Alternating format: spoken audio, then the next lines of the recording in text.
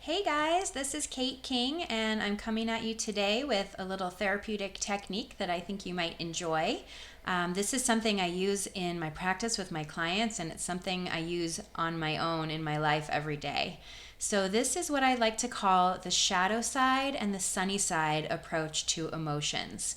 When I talk about this concept with my clients, I use my hands to sort of demonstrate the shadow side and the sunny side. So this represents that there are two sides to something to make it more dynamic and to have more kind of layers of depth and interest so that something doesn't look as one dimensional as it might seem up front. And it's kind of like how there are two sides to the same coin. And it's a good reminder that there are things in our lives, most things, in fact, that don't have only one truth. Many things have various truths simultaneously. Multiple perspectives can be true at the same time. And so the sunny side and the shadow side approach allows you to be more inclusive with the way you think about something, and it gives you more choice with how you'd like to integrate what's going on in your relationship or in your world or in your experience in a way that actually changes your brain and helps your system to integrate and allow for there to be a perspective that can create sort of a paradigm shift in your mind and in the way that you're thinking of things and in the way that you relate and react. So for me, there are two facets of the sunny side and the shadow side approach. The first facet is something that came to me years ago when I had little babies and toddlers, and I was thinking about parenting strategies. So there's a parenting strategy called love and logic parenting, and they talk about asking your kids for what you want from them, not the behaviors you don't want. So, for example, if you have like a 2-year-old tantruming on the floor, you can say, "Stop tantruming," or you can say, "Please use your big girl voice."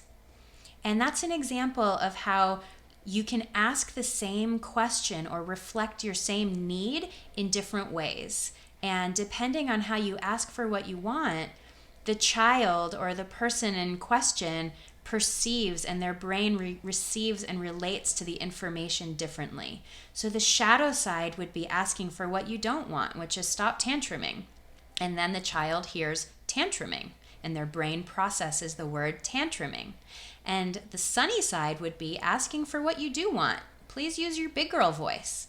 And the child's brain hears big girl voice. And so the processing thus happens where their system integrates big girl voice and relates from that perspective.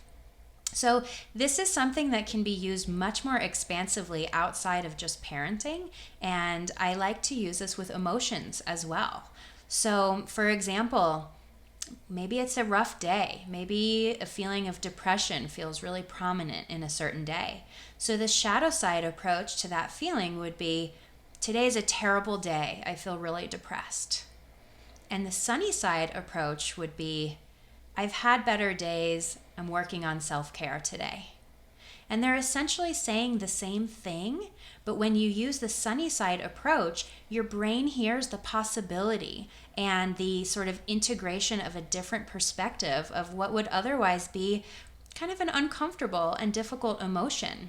So highlighting that it's a crappy day and you feel terrible really kind of marinates your brain and your system in that negative energy. Whereas on the sunny side, identifying that there have been better days, there will be better days ahead, and today I'm working on self-care. That really identifies the hope and the self-compassion that's related to being a human being and sometimes having difficult days. So that asking for what you want, not for what you don't want, is the first facet of my shadow side and sunny side approach to emotions. And the second facet incorporates some of Carl Jung's work. He was an amazing and inspiring psychologist who did a lot of work on the unconscious and the psyche. And so he talked about the archetype of the shadow as being something that's in all of us and in many of our experiences, and it's basically the the elements of an experience or a feeling that are not exposed, something that's hidden away, something that we don't know fully. It's not the shadow because it's bad or wrong. It's just unknown and in the dark a little bit. And Carl Jung said that the shadow is 90% gold, which I love because there's so much learning and so much wisdom and such a different perspective when we look into the shadow side of things.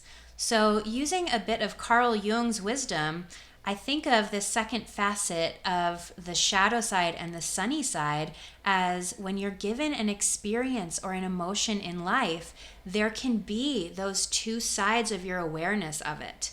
So, for example, a person might be being really helpful. They might be kind of in the role of the martyr or the helper. And so the sunny side of that would be, I like to help people because helping people is good and it makes the world a better place. And the shadow side, the more unacknowledged piece of being a martyr or being a helper, is that it helps me to feel good about myself when I help other people. Or I help other people from a place of my need to be recognized and seen and appreciated because I can't give that to myself. So that would be the shadow side of the helper archetype or the martyr archetype. So seeing how the things that sort of present initially, like the helper being helpful and taking care of people out of love and compassion, that can be true. And it can also be true that that archetype has the shadow of wanting to help other people to serve the self. And so that is the unacknowledged or the hidden aspect of that archetype. And it's valuable, and there's a lot of learning there. So noticing what the shadow is provides an invitation for us to go deep into our own work and attend to those shadow elements of what's presenting. And if we can remove our instinct or our desire to take things at face value and we can look a little deeper into the shadow side, then we can integrate the sunny side and the shadow side together to acknowledge that the truth has many dimensions, and behavior and relationships and emotions are multidimensional as well, and there are so many layers. And taking them at face value for the good intention or what is perceived to be the reality of the experience really eliminates the portal of healing and growth that can happen when we identify what some of those shadow elements are. So I really encourage you to use this shadow side and sunny side approach to your emotions and the way that you see the world and the lens through which you engage with others, and using both the first facet of asking for what you want and not what you don't want, and secondly, using the kind of acknowledgement that there's gold in the shadow, and so the sunny side isn't the only piece of value available in any given situation or experience.